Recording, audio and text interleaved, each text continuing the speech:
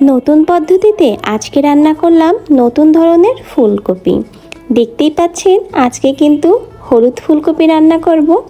দেখতে মাশাআল্লাহ অনেক সুন্দর, খেতেও রেসিপিটা মাশাআল্লাহ খুবই ভালো হয়েছিল। এইভাবে ফুলকপির রেসিপিটা বানালে দেখবেন পাড়ার লোক গন্ধে আপনার বাসায় চলে আসবে।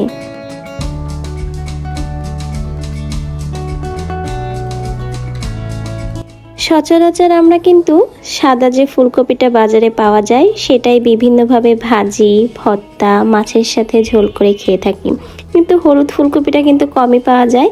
আমিও কিন্তু আজকে হলুদ ফুলকপির প্রথম রেসিপি করব। আগে বাজারে সচরাচর দেখেছি কিন্তু তেমনভাবে কেনা হয়নি, আজকেই প্রথম রেসিপিটা বানাবো। তো ফুলকপির রেসিপিটা বানানোর জন্য এখানে একটা গোটা ফুলকপি নিয়েছি আর নিয়েছি একটা পাকা টমেটো। টমেটোটার সাইজটা কিন্তু মিডিয়াম সাইজ, খুব বেশি বড় না। আর এখন আমি ফুলকপিটা আর টমেটোটা কেটে নিব রান্না করার জন্য। সব সময় যখন আমরা একই রকমভাবে তরকারি রান্না করে খাই তখন কিন্তু আর ভালো লাগে না, একটু ভিন্নভাবে খেলে কিন্তু মুখের স্বাদটাও বাড়ে, আবার তরকারিটা খেতেও ভালো লাগে। তো ফুলকপিটা এখন আমি এই কোয়া করে কেটে নিচ্ছি। আর হলুদ ফুলকপির একটা বিশেষ বিষয় হলো এর ভেতরের দিকে যে ডাঁটিটা থাকে সেই ডাঁটিটাও কিন্তু হলুদ। তো দেখতে পাচ্ছেন এই যে ফুলকপির কিন্তু আমি ফুলগুলো ছাড়িয়ে নিয়েছি, মাশাআল্লাহ খুবই সুন্দর হয়েছে দেখতে। আর রান্নার পরে ফুলকপিটা কেমন স্বাদ হয়েছিল সেটাও কিন্তু আমি আপনাদেরকে অবশ্যই ভিডিওর ভিতরে বলে দিব। ফুলকপিটা রান্না করার পরেও কি ফুলকপির রং এরকম হলুদ থাকে কিনা সেটা কিন্তু আপনারা অবশ্যই আমার ভিডিওটা দেখলেই বুঝতে পারবেন। তো দেখতেই পাচ্ছেন ফুলকপির ফুলগুলো কেটে নিয়েছি। টমেটোটা হালকাভাবে উপর দিক থেকে একটু কেটে দিব, কারণ আমি এই টমেটোটা কিন্তু তেলে ভাজবো, আর তেলে ভাজার সময় যেন আস্ত থাকলে এটা ফেটে না ওঠে সেজন্য কিন্তু হালকাভাবে উপর থেকে ভাগ করে নিয়েছি। এখন চলে যাব রান্না করার জন্য। কড়াইতে একটা প্যান আগে থেকে বসিয়ে গরম করে নিয়েছিলাম। এখন এর ভিতরে রেগুলার সয়াবিন তেল পরিমাণ মতো দিয়ে আর এর ভিতরে যে টমেটোটা কেটে রেখেছিলাম সেটাই কিন্তু দিয়ে প্রথমে ভাজবো। সচরাচর ফুলকপি রান্নার শেষের দিকে আমরা টমেটোটা দিয়ে থাকি, কিন্তু আজকে ফুলকপি রান্নাটা ভিন্নভাবে করব, এজন্য আমি তেলের ভিতরে আগে টমেটোটা ভেজে নিব। টমেটোটা হালকা ভাজা হলেই দেখবেন উপরের দিকের খোসাটা ছেড়ে দিয়েছে, আর এই খোসাটা কিন্তু আলতোভাবে টান দিলে একদম উঠে যাবে। টমেটো থেকে এই খোসাটা ছাড়িয়ে নিব। টমেটোর যদি এভাবে ফুলকপি রান্নার আগে ভেজে নেওয়া হয় তাহলে কিন্তু খুব সুন্দর একটা ঘ্রাণ বের হয় এই রেসিপি থেকে। আর এতটা সুন্দর ঘ্রাণ বের হয় যে আশেপাশের লোকজন টের পাবে যে আপনি খুবই মজাদার একটা রেসিপি রান্না করেছেন।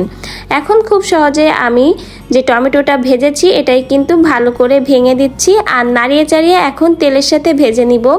অল্প সময় দেখবেন যে টমেটোটা নরম হয়ে গেছে।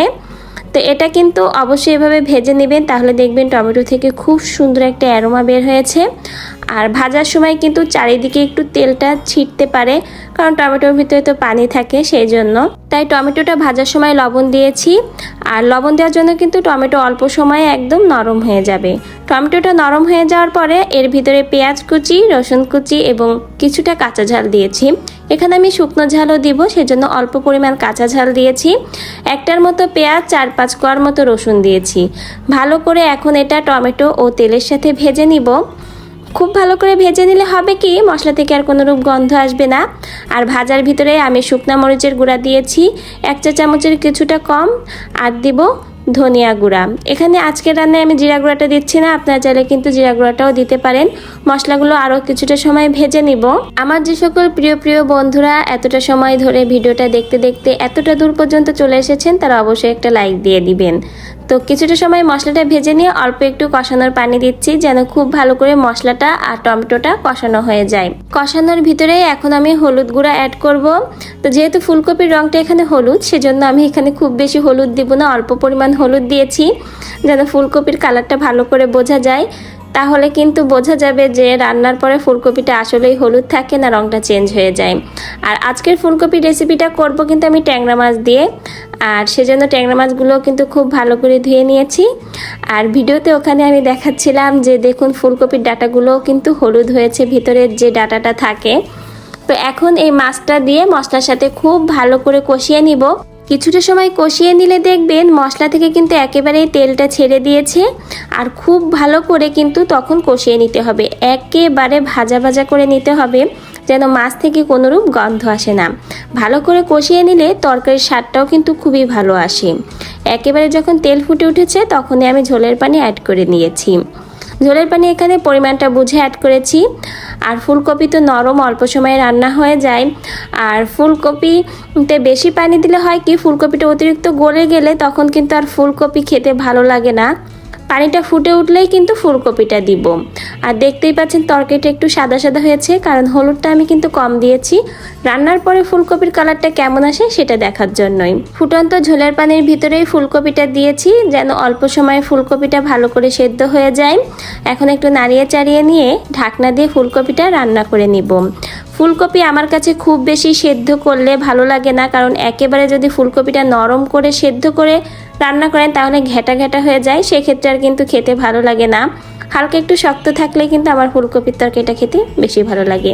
দেখতেই পাচ্ছেন রান্নাটা কিন্তু হয়ে গেছে। আর ফুলকপির কালারটা দেখুন হলুদই রয়েছে। সচরাচর যখন আমরা সাদা ফুলকপিটা রান্না করি, হলুদ দিয়ে রান্না করলে কিন্তু এরকমেরই কালার আসে, কিন্তু এখানে হলুদ কালারের ফুলকপি হওয়ায় হলুদ কালারটা কিন্তু একটু বেশিই ফুটে উঠেছে আমার কাছে যা মনে হলো। আর ফুলকপিটা দেখুন খুব ভালো করে নরম হয়ে গেছে। আমি এর থেকে বেশি আর নরম করব না।